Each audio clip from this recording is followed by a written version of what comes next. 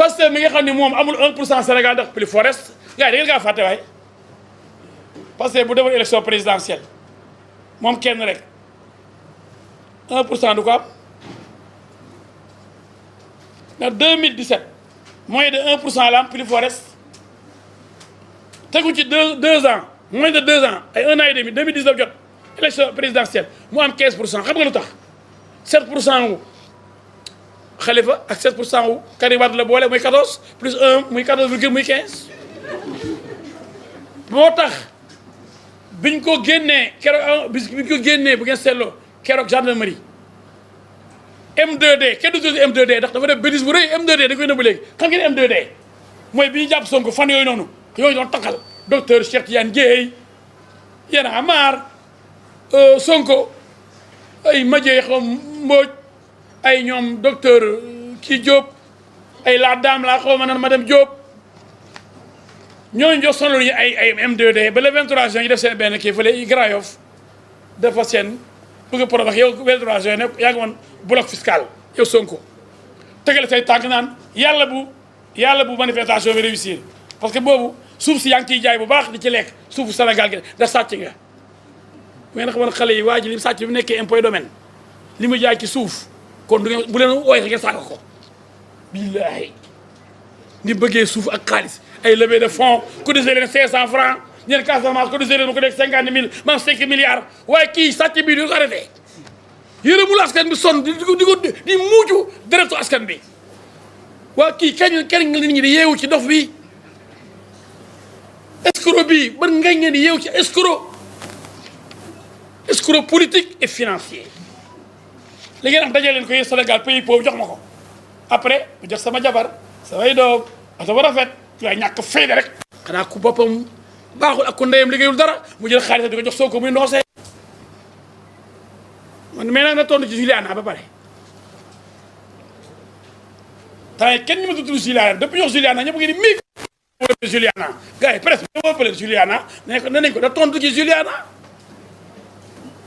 Cheikh Issa Sall Mbour nee na ko tontul ci Juliana bala nga may saaga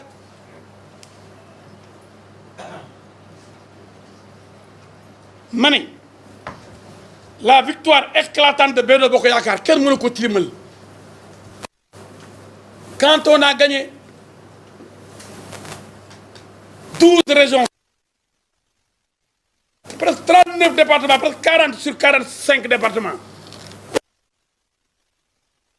c'est une victoire écrasante quand on a presque 2 millions ñoom ñu ci ay 500 quelques mille voix waaye ñii kan lañ yàpp pourquoi ñu bëgg gëmloo Sénégalais yi ni élection yi yéeyu moo gagné koo wax ku ne alaaji bi nee na da ngay kàcc billahi wallahi taalaahi ku ni yéeyu moo gagné élection yi da ngay fen ndax xanaa da nga compté xanaa mën nga jàng compté boo compté département compté nombre de voix yi xanaa da nga xam ni wax dëgg yàlla rek yéeyu gagné wala waaw pourquoi ñu bëgg gëmloo Sénégalais yi naan leen yéeyu moo gagné élection yi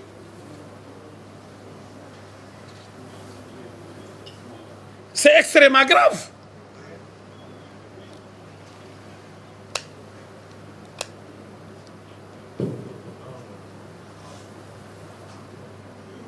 je voudrais édifier l'opinion nationale et internationale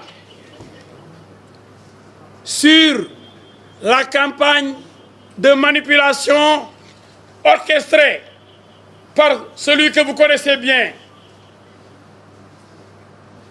celui qui veut diviser le Sénégal, qui nous parle de monnaie locale,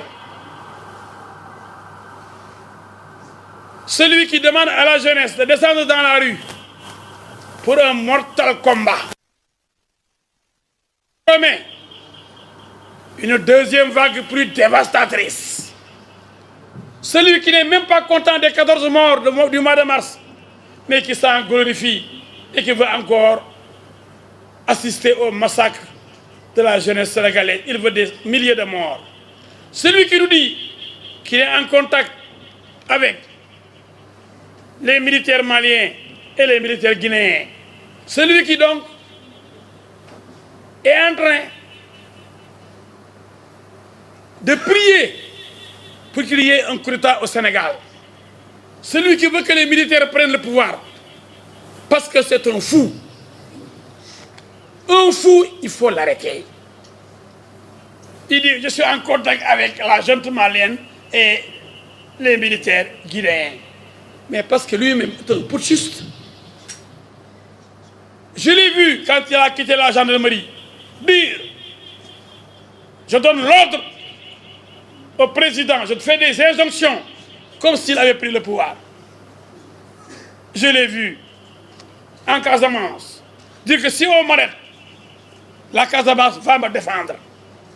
C'est dans l'histoire des 94 milliards. Cet homme-là, je voudrais vous le présenter avec son équipe. D'ailleurs, ce n'est pas le chef de Yéwi. Khalifa Sall est le patron de Yéwi. Parce que Dakar, quand même, la ville de Dakar est plus importante que la ville de Ziguinchor que j'aime bien. Je profite de l'occasion pour saluer mon ami Pascal Emba, le patron de l'hôtel Kayanoumagne. L'hôtel qui m'accueille chaque fois que je vais à Ziguinchor. Je salue toute la Casamance que j'aime tant. Mon père ayant servi à Marsassoum comme chef d'arrondissement en 1974-75. Je jouais au Navetan là-bas. J'étais au lycée. Et j'étais un grand footballeur. Je portais le numéro 8 comme milieu offensif. Il y a le coup de guide, c'était le Bali.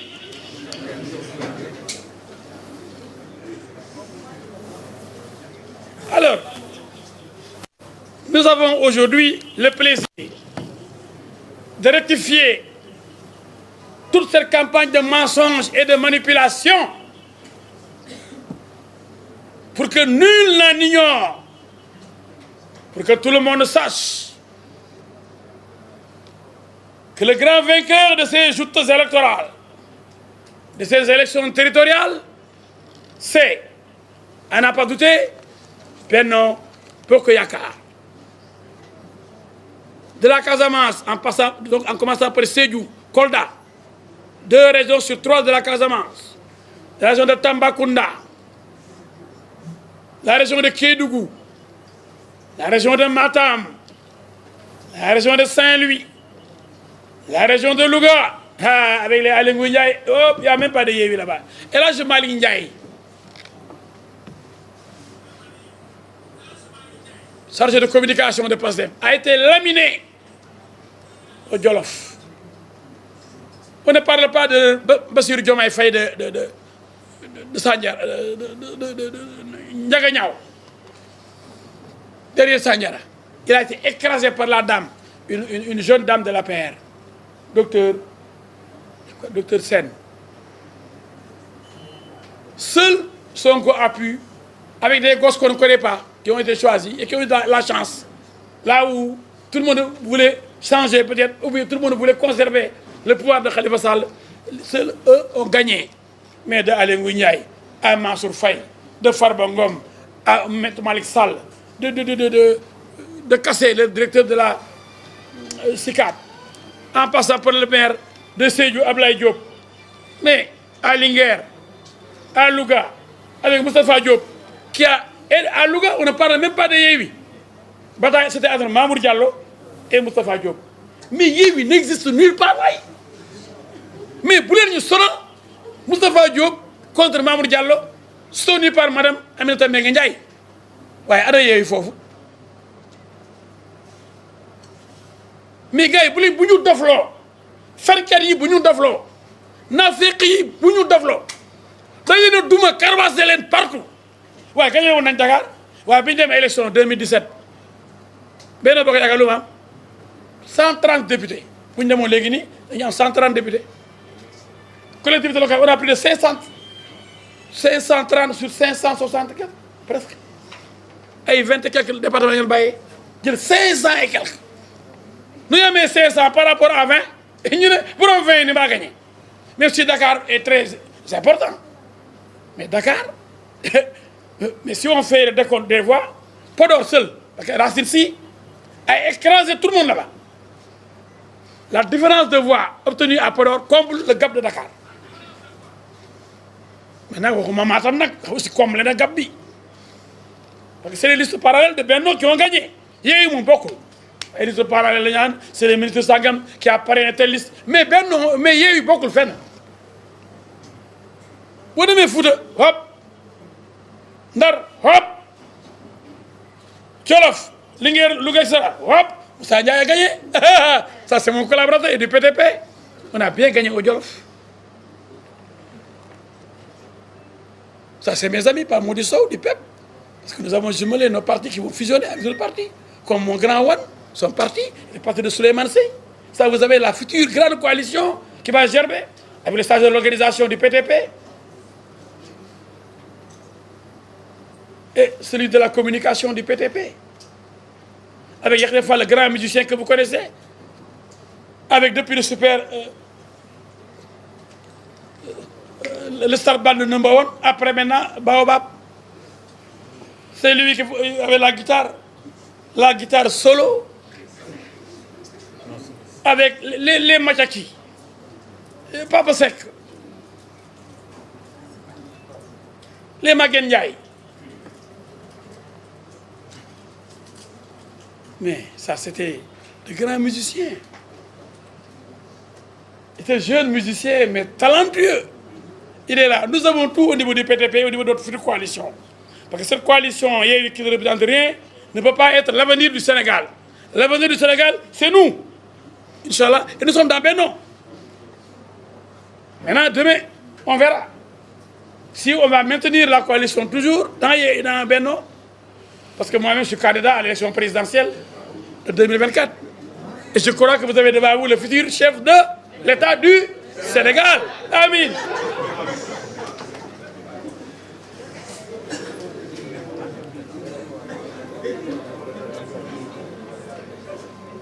Et même à Dakar, mon ami, l'un des plus fidèles militants du PTP, le membre fondateur, Assar Kedele Faldi Bibo,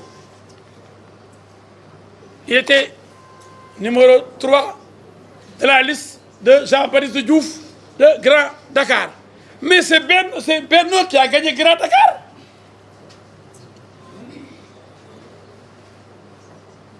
Benno a gagné le plateau.